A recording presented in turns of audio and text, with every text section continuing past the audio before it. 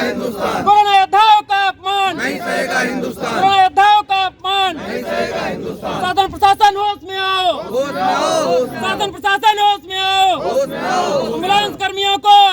मेरा नाम सुनील पांडे है। मैं जीवनदायिनी स्वास्थ्य विभाग 108 102 एम्बुलेंस कर्मचारी संघ का प्रदेश कोषाध्यक्ष हूँ। हम लोग लगातार यहाँ धरना दे रहे हैं। आज हम लोगों का कम से कम 18वां दिन है। लगातार हम लोगों की एक बार वार्ता भी कराई गई थी माननीय अवनीश अवस्थी जी से, लेकिन अभी तक हम लोगों की मांगों पर कोई विचार नहीं किया गया। ना ही कंपनी का कोई पदाधिकारी हम लोगों से मिलने आ रहा है, ना शासन से कोई हम लोगों की बात सुनने आ रहा है।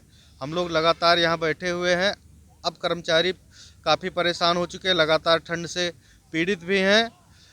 अगर हम लोगों की मांगों को नहीं सुना गया तो कल की डेट में बहुत बड़ा आंदोलन होगा, जिसकी जिम्मेदार पूर्णतया जीवीके एमआरआई कंपनी की होगी।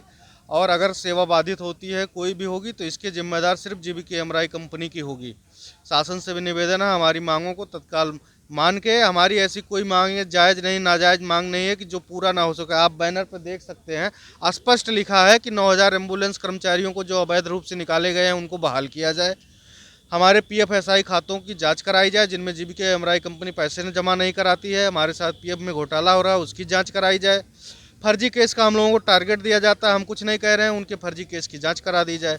और हमारी कोई मांग नहीं है कि जो पूरी ना हो सके। तो शासन से निवेदन है, हमारी जायज़ मांगों पर त्वरित कार्रवाई करते हुए इस भ्रष्ट कंपनी के खिलाफ कार्रवाई की जाए और इन एम्बुलेंस कर्मचारियों को पुनः ड्यूटी पर रखा जाए। आपकी ड्यूटी के वक्त जब कोरोना टाइम था तो क्या क्या आप लोगों ने संघर्ष किया, किस तरह से लोगों की जानें बचाएंगे, वो सब चीज़ें हम जानना चाहेंगे। और आप लोग एक सब चीज़ का समझने वाले व्यक्ति हैं, जो नए कंपनी ने बहाल किए होंगे वो पता नहीं कैसे होंगे कैसे नहीं, मैं इन सब चीज़ों को भी जानना चाहूँगा। बिल्कुल, कोरोना लहर, पहली लहर और दूसरी लहर में हम लोगों ने बढ़ चढ़कर हिस्सा लिया। ज़िले में कितने कर्मचारी हमारे शहीद भी हो गए। सरकार ने वादा किया था कि 50 लाख बीमा भी दिया जाएगा, लेकिन आज तक हमारे किसी भी साथी को 1 लाख रुपया 50 लाख बीमे का भी लाभ नहीं दिया गया। फिर भी हम लोग मैदान में डटे रहे। पहली और दूसरी लहर में हम लोगों ने बढ़ चढ़ कर हिस्सा लिया। मरीज के पास 1 मीटर के दायरे में पहुंचने वाला कोई भी कर्मचारी होता था तो हम एम्बुलेंस कर्मचारी होते थे। 1 मीटर से कम दायरे में जाके मरीज को उठा के और उसको अस्पताल में पहुंचाते थे। लेकिन कहीं ना कहीं हम लोगों के साथ बहुत बड़ा अन्याय किया है। इस कंपनी ने हम लोगों को धोखा देने का काम किया है कि उस लहर का हमें कोई फ़ायदा नहीं हुआ, उस मेहनत का हमें कोई फ़ायदा नहीं मिल रहा है। यहाँ तक हमारे साथी कई कोरोना पॉजिटिव हुए, कई कर्मचारी शहीद हो गए, फिर भी हमने कोई डिमांड नहीं की। आप क्या बोल रहे हैं? देखिए, सबसे बड़ी चीज़ तो ये है कि उत्तर प्रदेश में शासन प्रशासन कहीं ना कहीं उदासीनता दिखा रही है। आज 5 महीने से कर्मचारी उत्तर प्रदेश के श्रम एवं सेवा योजन मंत्री श्रीमान स्वामी प्रसाद मौर्य जी, उत्तर प्रदेश के श्रम सचिव श्रीमान सुरेश चंद्रा जी के आश्वासन के बाद इसी इको गार्डन से 6 अगस्त 2021 को हम लोगों ने धरना ख़त्म किया था। और आज 5 महीने हो जा रहे हैं, उसके बाद भी सुनवाई नहीं हो रही है। कहीं ना कहीं ये उदासीनता का माहौल है। बार बार भारतीय मजदूर संघ के द्वारा यह भी बताया गया कि अब सरकार सुनवाई करेगी, अब शासन प्रशासन सुनवाई करेगी। उत्तर प्रदेश की जीवीके एमआरआई कंपनी शासन प्रशासन को गुमराह कर रही है, गलत सूचनाएं पहुंचा रही है और उस शासन प्रशासन की सुरक्षा के आड़ में कहीं ना कहीं युवाओं का भविष्य को खराब किया जा रहा है। आज जो युवा 9 वर्षों से कार्यरत थे, 2012 से काम कर रहे थे एम्बुलेंस में, तमाम आपदाओं में एम्बुलेंस के कर्मचारियों ने बढ़ चढ़ कर हिस्सा लिया, चाहे दुर्घटना हो या कोई भी आपदा आए, आंधी तूफान, यथासंभव हर संभव प्रयास किया, आम जनमानस को हमेशा बचाने का प्रयास किया। फिर भी कहीं ना कहीं GVK MRI company Uttar Pradesh के युवाओं को ना ही उनको न्यूनतम वेतनमान देना, ना ही उनको ओवर टाइम देना, जबरन उनसे 12 घंटे ड्यूटी करवाना। 2012 के टाइम से जो कोविड का टाइम था, आप लोग कितने, एक एम्बुलेंस में कितने कर्मी होते थे? देखिए, कोविड के टाइम में ऐसा होता था, कभी कभी कोरोना में सैकड़ों कर्मचारी संक्रमित भी हो गए। हमारे 9 लोग तो शहीद हो गए।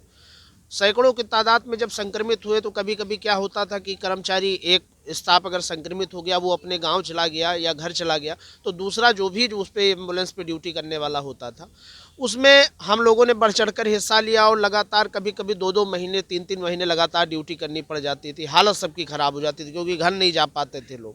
अचानक कभी बुखार आ जाना, कई सारी आप परेशानियों का सामना करना पड़ा क्योंकि ये नहीं पता होता था कि भोजन मिलेगा कि नहीं मिलेगा। ये भी समस्याएं होती थी, होटलें बंद हुआ करती थी। तो तीसरी लहर जो आने वाली है इसमें लोगों की और ज़्यादा ज़रूरत होगी, फिर भी सरकार आप लोगों को बाहर बैठा के बैठी। अब वही तो सबसे सोचने वाली बात है कि सरकार कहीं ना कहीं उदासीनता दिखा रही है कि जबकि अनुभवी कर्मचारी जो 2012 से कार्यरत थे, इनके पास अनुभवी हैं, ईमानदार, कर्मठ हैं, उसके बाद भी इनको अगर निकाल दिया जाना तो कहीं ना कहीं स्वास्थ्य व्यवस्था पे बहुत बड़ा प्रश्न चिन्ह लगता है कि स्वास्थ्य व्यवस्था में नए कर्मचारी रखे गए हैं जिनके पास ना तो अनुभव है ना तो डिग्रियाँ हैं, तो कहीं ना कहीं आम जनमानस के साथ ये कहीं ना कहीं खिलवाड़ किया जा रहा है। देखा जाए, कम से कम कुछ तो हमको बताया जाए कि मतलब हम ऐसे ही यहाँ बैठे रहें, सुबह शाम इस सर्दी में यहाँ बारिश भी हुई, सब कुछ हुआ, लेकिन हम लोग परिवार छोड़कर, अपने बच्चों को छोड़ के, घर बार छोड़ के सब लोग यहाँ बैठे हैं, लेकिन अभी तक कोई हमारा बीच का कोई वही नहीं आ रहा है कि मतलब हम क्या करें, कहाँ जाएं, क्या करें ना जाके। लगता है आपको कि आप इसी तरह सरकार आपको परेशान करना चाहेगी?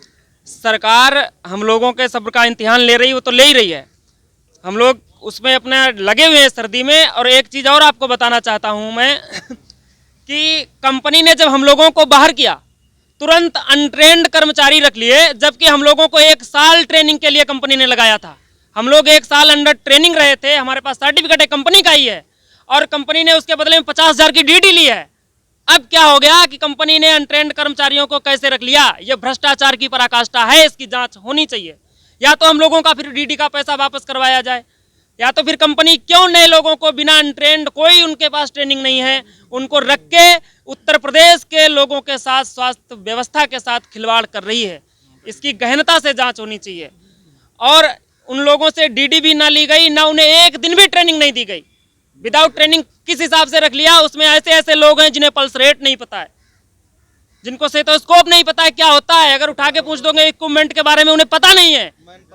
मैन पावर के नाम पर सिर्फ मैन पावर के नाम पर स्वास्थ्य मंत्री के जिले से खुद करोड़ों रुपए का घोटाला हुआ है, उजागर हुआ है। उसमें कंपनी के कई एचआरों को नौकरी से भी निकाला गया है। तो ये कहीं ना कहीं उत्तर प्रदेश के बेरोजगारों को लूटकर अनट्रेड कर्मचारियों से प्रदेश की जनता की जान को साथ खिलवाड़ करने का कार्य कर रही है कंपनी। इसका खामियाजा आने वाले समय में कहीं ना कहीं शासन सत्ता और यहाँ की जनता को भुगतना पड़ेगा। क्या करने वाले हैं? हम लोग, अगर हमारी मांगों को नहीं माना जाता, कल हम लोग कंपनी के गेट पर जाएंगे और सीधा अपना हिसाब लेंगे कंपनी से। हो सकता है कि सरकार, आपकी कंपनी एक एम्बुलेंस पे एक ही आदमी रख रही हो आप लोग को बाहर करने के बाद। इससे क्या बहुत कुछ, बहुत ये घटनाएं बहुत रियल हैं। अभी प्रेजेंट टाइम में यही चल रहा है कि बहुत से साथी अकेले महीनों ड्यूटी लगातार कर रहे हैं, उन्हें छुट्टी नहीं मिल रही, जबरदस्ती कार्य का उनसे प्रेशर दिया जा रहा, और जो भी लोग ओवर टाइम कर रहे हैं उनका पैसा नहीं भुगतान किया जा रहा। हम लोगों का 23 सितंबर सन 2019 को लेबर कोर्ट के माध्यम से और कंपनी के माध्यम से हमारा समझौता हुआ था। उस समझौते को लागू करवाने के लिए 2 साल तक तो कंपनी ने लागू नहीं किया, और जब लागू करने के लिए हम लोगों ने एक क्रमिक अनशन किया जुलाई महीने में, तो उन्होंने हमारे 9,000 साथियों को बाहर कर दिया। जबकि हम लोगों ने कोविड काल में इतना संघर्ष किया, सब कुछ किया, अपना सहयोग देते रहे, लगातार अपनी मांगे शांतिपूर्वक रखते रहे। इन्होंने नहीं माना। फिर भी हमने सोचा कि कोविड काल चल रहा है, हम लोग इस समय कोई अव्यवस्था नहीं फैलाना चाहते। हम लोगों ने पूरा सहयोग दिया। हमारे साथी संक्रमित हुए तो हम लोगों ने 3-3 महीने लगातार ड्यूटी की, घर नहीं गए, दिन रात किया, कोई एक भी पैसा ओवर टाइम का नहीं मिला। ओवर टाइम की तो बात छोड़ दो, जो हमारा पर डे का 4 घंटे का ओवर टाइम बनता, कंपनी ने आज तक सन 2012 से नहीं दिया। ग्रेजुटी का पैसा नहीं दिया। इतना सब कुछ हड़पने के बावजूद भी हम लोगों ने शांति बनाई, कोविड का पूरा समय शांतिपूर्वक निपटाया।